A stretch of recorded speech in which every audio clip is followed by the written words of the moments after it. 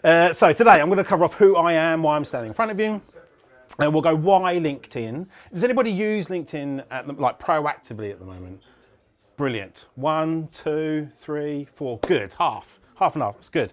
So I'm going to go through the kind of the proactiveness. I run a digital agency, which I'll explain in a minute, and I generate about 75% of our incoming leads through my personal brand. So I'm just going to give you a few tips on how to break down your profile, how to create a post, all that lovely stuff. And then top 10 hacks. So we'll crack straight on. So this is me. Over the past kind of 10, 15 years, I split my career into like 3 sections. So my jobs, my career, and my calling, right? So jobs, I've been a removal man and an estate agent and a factory worker, kind of all on the same social ladder.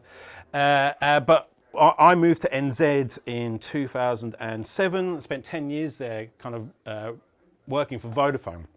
And through those 10 years, I managed to climb the ladder, run a small digital agency over there. During, the time, I left college without any qualifications, right? I was pretty much 16 with nothing.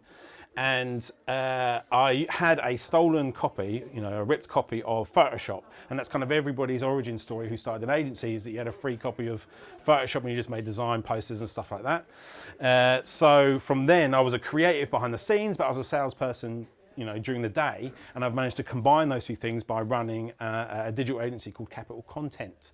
But really my calling is that I help businesses or I help personal brands grow using content. So I'm going to cover off now why LinkedIn specifically. It's funny, I create content, I post content all the time across all different platforms, but I feel the most time I spend on social platforms. One is TikTok, frustratingly. That's where most of my battery goes. And then secondly is LinkedIn. TikTok really is just for consuming for me. But LinkedIn, like I mentioned, generates 75% of our incoming leads through my personal brand. And I don't say, hey, buy a product from me. I just kind of position myself as a thought leader. But really, from a LinkedIn perspective, so why LinkedIn? 750 million users, right? There's loads of people on LinkedIn. A lot of people go, oh, my audience aren't on LinkedIn, or my audience aren't on Instagram, for example. Everybody, your audience is on every platform. They're just having a different conversation on these different platforms, right?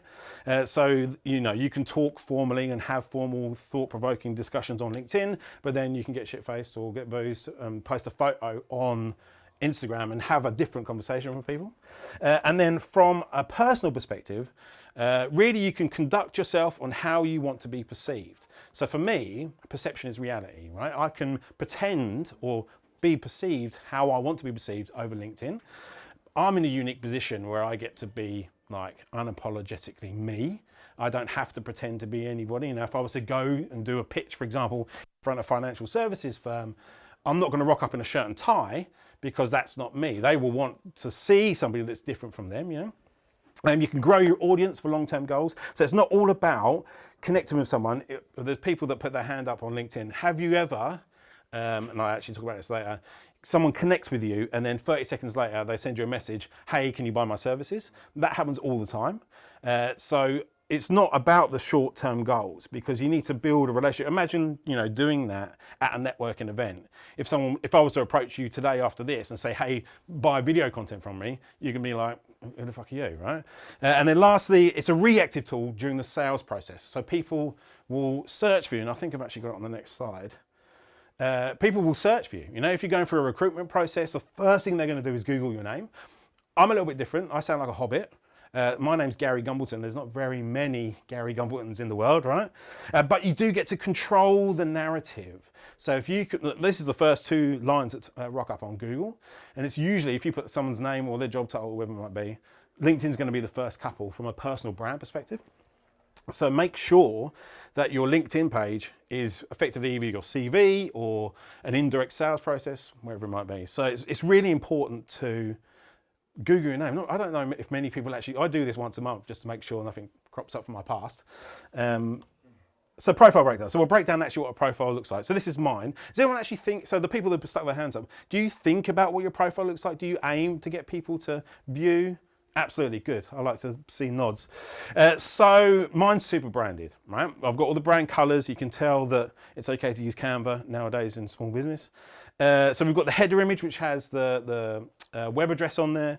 I've got my profile image, with my colours as well, and it's a professional shot. There's a lot of people out there kind of like in their wedding dress or getting drunk or whatever, but this is a professional platform, let's not forget. But you don't necessarily need to have a corporate headshot. I think it's okay to be a little bit more like authentic, but not down the pub, in my opinion anyway. And then a tagline, this is a little tip here. So I've got my tagline, there's a creative storyteller with a passion for content. So there's a couple of things here. One, you might not be able to see it, but I've got inverted commas, which is a bit of a trick to say that someone else has said it about me. They haven't, it's me who's writing it, right? But it looks like a quote that someone else has said about me. And then also from an SEO perspective, I've got the words creative, storyteller, and content. So if people are searching for stuff, I'm gonna hopefully pop up in those searches. Cool. Then the next section is the featured part. Again, not a lot of people use this. For me, this is my sales piece. I don't like to sell, no one really buys directly from you, from any type of sales posts. So this is really my only sales element, proactive sales element on my page. And it's just the product, the packages that we sell. So in particular here, we've got podcasting and video packages. And I don't think anyone really clicks on it, but it's just more to show somebody what I do from a business perspective without having to say out loud what I do, because people get turned off as soon as you start selling to people. And then the about section. So again, I've got the tagline to help with my SEO with the words creative, storyteller, and content. Explain to people what you actually do right now. I've also got social proof. So again, kind of quotes from other people to say how good I am.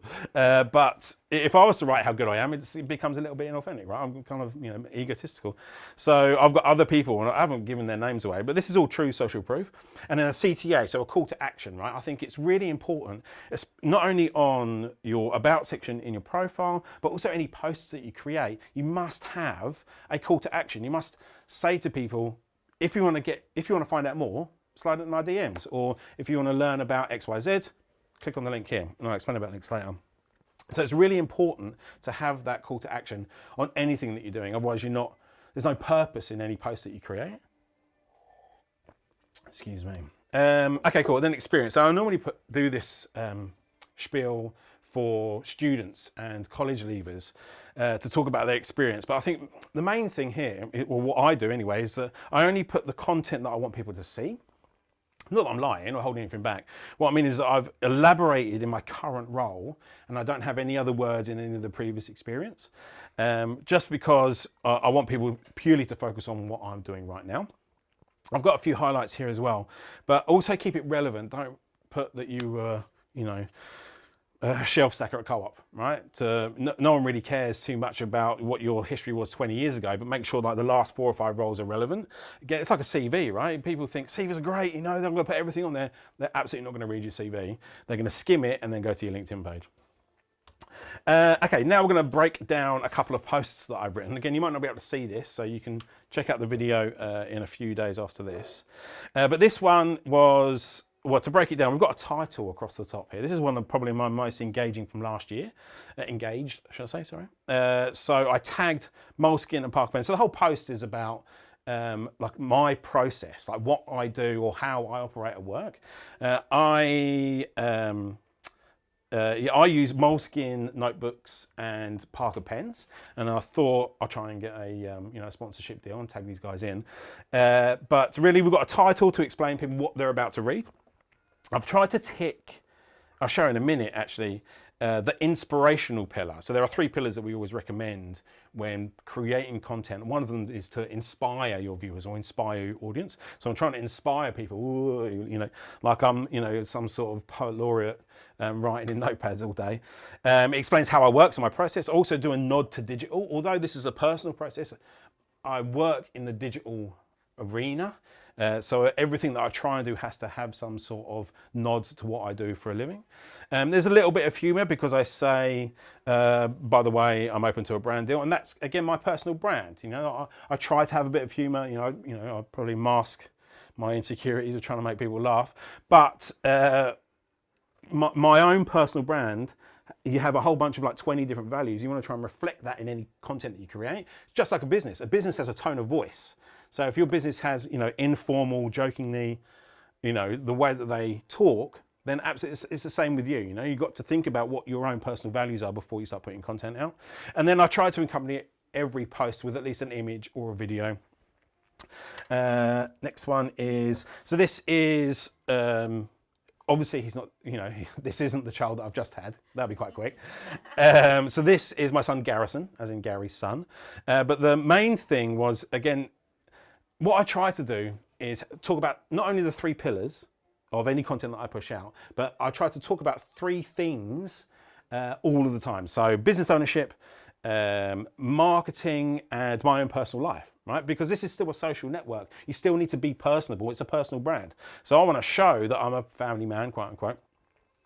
Again, there's a bit of humor in here. I'll talk about the client was more than happy for me to bring my little assistant along, and it cost me a digestive and half a banana. And that one got like almost 200 likes, which is huge, right? Obviously they're vanity metrics, but what that does is it shows what I do from a business perspective. I create content. It shows that I'm a family man, and there's a little bit of humor there as well. And you know, that kind of post is absolutely gold. Great on a Friday to do kind of a personal post. And what I haven't done there is asked a question. So, you know, what, as a tip, you could even ask at the bottom, have you ever taken your kids to work? Or have you ever been in an office where someone else has taken their kids and it's an absolute nightmare?